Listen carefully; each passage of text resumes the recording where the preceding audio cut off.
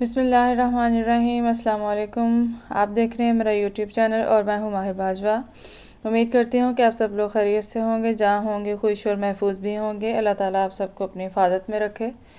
Programme کو آخر تک ضرور دیکھیے گا اور پسند آئے تو لائک کیجیے گا، شیئر کیجیے گا تاکہ زیادہ سے زیادہ لوگوں تک میری آواز پہنچ سکے، اور نیکی کے کام کو پھیلانا چاہیے، اس میں دیر نہیں کرنی چاہیے۔ آپ خود بھی نیکی کی بات سنیں اور دوسروں تک بھی پہنچائیں، یہ آپ کے لیے بھی ثواب کا باعث ہے اور صدقہ جاریہ سمجھ کر شیئر کیجیے گا۔ بنا وقت ضائع کیے شروع کرتی ہوں آج کا پروگرام۔ آج میں آپ کو حدیث کی اقسام کے بارے میں بتاؤں گی کہ حدیث کی کتنی اقسام ہیں۔ تو محدثین نے حدیث کی بہت سی قسمیں قرار دی ہیں، ان میں سے درجہ ذیل کی اقسام زیادہ مشہور ہیں۔ نمبر 1 ہے حدیث قولی، یعنی وہ حدیث جس میں حضرت صلی اللہ علیہ وآلہ وسلم کی زبان مبارک سے نکلے ہوئے الفاظ بیان کیے گئے ہوں۔ مثلاً کوئی صحابی یہ بیان کرے کہ فلاں موقع پر حضرت صلی اللہ علیہ وآلہ وسلم نے یہ تقریر فرمائی، یا فلاں شخص کے ساتھ یہ گفتگو کی، یا فلاں صحابی کو یہ حکم دیا، وغیرہ وغیرہ۔ اس کو ہم حدیث قولی کہتے ہیں، یعنی کہ رسول کریم صلی اللہ علیہ وآلہ وسلم کی زبان مبارک سے نکلے ہوئے الفاظ کو بیان کرنے کی۔ نمبر 2 ہے حدیث فعلی، یعنی وہ حدیث جس میں حضرت صلی اللہ علیہ وآلہ وسلم کے کسی قول کا ذکر نہ ہو بلکہ صرف فعل کا ذکر ہو۔ مثلاً یہ کہ حضرت صلی اللہ علیہ وآلہ وسلم نے فلاں موقع پر یہ کام کیا، یا فلاں دینی فریضہ اس رنگ میں ادا فرمایا، وغیرہ وغیرہ۔ یعنی کہ آپ نے زبان مبارک سے تو کچھ نہ بولا ہو، اس کے بارے میں کوئی بات نہ کی ہو، لیکن صرف اپنے فعل سے، یعنی کہ وہ کام کیا ہو، اس کو ہم حدیث فعلی کہیں گے۔ نمبر 3 ہے حدیث تقریری، یعنی وہ حدیث جس میں حضرت صلی اللہ علیہ وآلہ وسلم کا کوئی قول یا فعل تو نہ بیان کیا گیا ہو، لیکن یہ ذکر ہو کہ آپ کے سامنے فلاں شخص نے فلاں کام کیا یا فلاں بات کہی، اور اسے آپ نے اس کام کے کرنے یا اس بات کے کہنے سے نہیں روکا۔ دراصل عربی زبان میں تقریر کے معنی بولنے کے نہیں ہوتے، بلکہ کسی بات کو برقرار رکھنے کے ہوتے ہیں۔ پس حدیث تقریری سے وہ حدیث مراد ہے جس میں حضرت صلی اللہ علیہ وآلہ وسلم نے کسی صحابی کے فعل یا قول کو صحیح سمجھتے ہوئے اسے برقرار رکھا ہو اور اس پر اعتراض نہ فرمایا ہو۔ نمبر 4 ہے حدیث قدسی، یعنی وہ حدیث جس میں حضرت صلی اللہ علیہ وآلہ وسلم نے خدا تعالیٰ کی طرف کوئی ارشاد یا فعل منسوب کیا ہو۔ مثلاً یہ فرمایا ہو کہ خدا تعالیٰ نے مجھے اس طرح ارشاد فرمایا ہے، اور یہ بات قرآن وحی کے علاوہ ہو۔ حدیث قدسی وہ ہوتی ہے جس میں حضرت صلی اللہ علیہ وآلہ وسلم نے خدا تعالیٰ کی طرف کوئی ارشاد یا فعل منسوب کیا ہو، جیسا کہ فرمایا ہو کہ خدا تعالیٰ نے مجھے اس طرح ارشاد فرمایا ہے، اور یہ بات قرآن وحی کے علاوہ ہو، یعنی کہ نہ تو وہ بات قرآن میں لکھی گئی ہو یا اس کے بارے میں ذکر ہو، اور نہ ہی وہ وحی کی صورت میں نازل ہوئی ہو۔ آگے ہے حدیث مرفوع، یعنی وہ حدیث جس کے سلسلہ حضرت صلی اللہ علیہ وآلہ وسلم تک پہنچتا ہو، اور آپ صلی اللہ علیہ وآلہ وسلم کی طرف کوئی بات براہ راست منسوب کی گئی ہو کہ آپ نے فلاں موقع پر یہ بات فرمائی۔ یعنی کہ وہ حدیث جس کا سلسلہ رسول کریم صلی اللہ علیہ وآلہ وسلم تک پہنچتا ہو اور کوئی بات براہ راست منسوب کی گئی ہو، یعنی کہ کسی موقع پر آپ نے کوئی بات کہی تو وہ آپ سے منسوب کی گئی ہے، اسے حدیث مرفوع کہتے ہیں۔ نمبر 6 ہے حدیث موقوف، یعنی وہ حدیث جو حضرت صلی اللہ علیہ وآلہ وسلم تک پہنچنے کی بجائے کسی صحابی تک آ کر رک جاتی ہو، مگر اس حدیث کی نوعیت اور صحابی کا انداز بیان ایسا ہو کہ یہ قیاس کیا جائے کہ یہ حدیث حضرت صلی اللہ علیہ وآلہ وسلم سے سنی گئی ہو، یعنی کہ وہ رسول کریم صلی اللہ علیہ وآلہ وسلم کے پہنچنے کی بجائے کسی صحابی تک آ کے رک جائے، لیکن اس کو یہ قیاس کیا جائے، یعنی اس کے بارے میں یہ سوچا جائے کہ رسول کریم صلی اللہ علیہ وآلہ وسلم سے سنی گئی ہے، اسے حدیث موقوف کہتے ہیں۔ آگے ہے حدیث متصل، یعنی وہ حدیث جس کے تمام راوی پوری ترتیب کے ساتھ مذکور ہوں اور کوئی راوی درمیان میں چھٹا ہوا نہ ہو۔ یعنی کہ جو سب راوی ہیں آپس میں اتفاق ہو ان کا، یعنی کہ وہ بات ان کی ایک جگہ پوری ترتیب کے ساتھ مذکور ہو، ملی ہوئی ہو، اور اس میں کوئی راوی کسی سے مخالفت نہ رکھتا ہو، یعنی کہ ان میں کسی قسم کا کوئی متضاد نہ ہو۔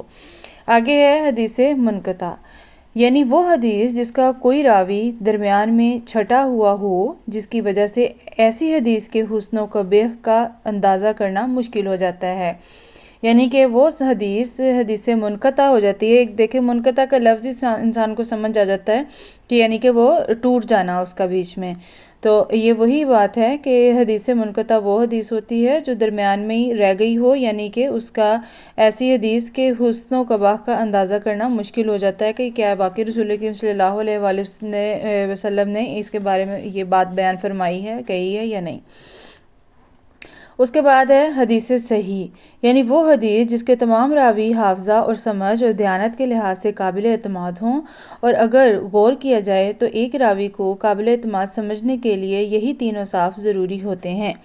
یعنی کہ حدیث صحیح وہ ہوتی ہے جس کے تمام راوی، یعنی اس کا حافظہ، یعنی کہ اس نے جو یاد رکھی بات وہ لفظ بلفظ ہو، اور سمجھ اور دیانت کے ساتھ آگے تک پہنچائے، اس میں کسی قسم کی خود سے بات نہ جوڑ دے اور قابل اعتماد ہو، تو اس کو ہم حدیث صحیح کہتے ہیں۔ آگے ہے حدیث ضعیف، یعنی وہ حدیث جس کا کوئی راوی حافظہ یا سمجھ یا دیانت کے لحاظ سے قابل اعتماد نہ ہو، حتیٰ کہ اگر کسی حدیث کے راویوں میں سے کوئی ایک راوی بھی ناقابل اعتماد ہوگا تو باوجود اس کے کہ دوسرے راوی قابل اعتماد ہوں، یہ حدیث ضعیف سمجھی جائے گی۔ یعنی کہ اس میں سے اگر ایک بھی راوی ایسا ہے کہ جس کی لگ رہا ہے کہ اس نے خود سے کوئی بات شامل کر دی ہے، یا اس کا حافظہ کمزور ہو سکتا ہے، وہ بھول سکتا ہے اس بات کو، پھر تھوڑی تھوڑی جو اس کو یاد ہے وہ اپنے طریقے سے بیان کر دے اور کہے کہ یہ حدیث ہے، اور وہ ناقابل اعتماد ہوگا، اور دوسرے راوی بھی یعنی کہ اس کے ساتھ اتفاق نہ رکھتے ہوں، تو یہ حدیث ضعیف سمجھی جائے گی۔ نمبر 11 ہے حدیث موضوع، یعنی وہ حدیث جس کے متعلق یہ ثابت ہو جائے کہ وہ کسی دروغ گو راوی نے اپنی طرف سے وضع کر کے بیان کر دی ہے۔ حدیث موضوع وہ حدیث ہے جسے یہ ثابت ہو جائے کہ کسی دروغ گو راوی نے اپنی طرف سے اس کو واضح کر کے بیان کیا ہے۔ آگے ہے نمبر 12 اور آخری ہے اثر، جس کی جمع آثار ہے۔ اس روایت کو کہتے ہیں جو صرف کسی صحابی کے قول پر مشتمل ہو، اور اس میں آن حضرت صلی اللہ علیہ وآلہ وسلم کی طرف کوئی بات منسوب نہ کی گئی ہو۔ اس سے ظاہر ہے کہ اثر دراصل حدیث کی اقسام میں شامل نہیں ہے، بلکہ ایک جداگانہ چیز ہے، مگر چونکہ حدیث کی کتابوں میں بالعموم آثار بھی شامل ہوتے ہیں، اس لیے بعض اوقات عام لوگ ان دونوں اصطلاحوں میں فرق نہیں کرتے۔ تو یہ تھا میرا آج کا پروگرام جس میں میں نے آپ کو حدیث کی اقسام بتائی ہیں۔ امید کروں گی کہ آپ لوگوں کو یہ سمجھ آ گیا ہو کہ حدیث کی کتنی اقسام ہیں، کون کون سی ہے، کون سی حدیث صحیح ہے، کون سی حدیث موضوع کہلائے گی، کس کا اثر ہے، حدیث ضعیف، حدیث صحیح، یعنی کہ جتنے بھی میں نے بیان کیے ہیں، ہم میں سے میں یہ کہہ سکتی ہوں کہ ہمارے لوگوں میں تعلیم کی بہت زیادہ کمی ہے، اسپیشلی اسلامی تعلیمات کی، کیونکہ ہم خود سے تو اتنی ہمارے پاس کہہ لیں کہ وقت نہیں ہوتا کہ ہم بیٹھ کے کتابوں کا مطالعہ کریں اور ہم ان چیزوں کو سمجھیں۔ ہم صرف دوسروں کی سنی سنائی باتوں پر نہ عمل کر کے ان پہ چل پڑیں، بلکہ ہمارے اندر خود اتنی ہونا چاہیے، ہمیں اسلام کی طرف اتنی محبت ہونی چاہیے، یعنی ہمیں اسلام سے اس قدر محبت اور پیار عقیدت ہونی چاہیے کہ ہمیں خود بھی اس طرف دھیان ہمارا رہے ہر وقت کہ کیا جو ہم باتیں سن رہے ہیں ادھر ادھر سے، کیا وہ ان کا حقیقت سے تعلق ہے یا نہیں۔ کتابیں اتنی احادیث کی کتب ہیں،